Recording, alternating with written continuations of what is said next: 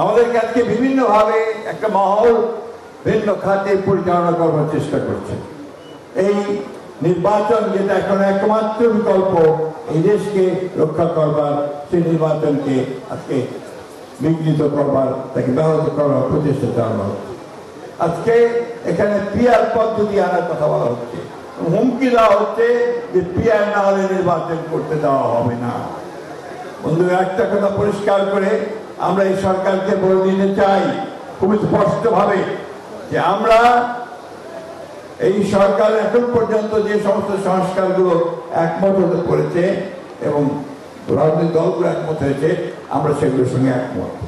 এবং আমরা অবশ্যই যেভাবে পদ্ধতিতে নির্বাচনে আমরা ভোট দিয়ে এসেছি সেইভাবে আমরা ভোট দেবো, আমাদের প্রতিনিধি এবং আমাদের পার্লামেন্ট নির্বাচন করব।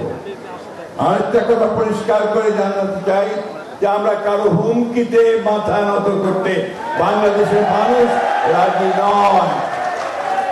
আপনারা নিশ্চয়ই বাংলাদেশে একটা নির্বাচনের মাধ্যমে গণতান্ত্রিক সরকার দেখতে চাচ্ছেন না। তাহলে আজকে আমাদেরকে ঐক্যবদ্ধ হয়ে সেই গণতান্ত্রিক সরকার প্রতিষ্ঠা করবার জন্য আমাদের নেতা জনাব তারেক রহমানের নির্দেশে হাত ধরে আমরা সব ঐক্যবদ্ধ হয়ে আমরা সেই লক্ষ্যে এগিয়ে যাব।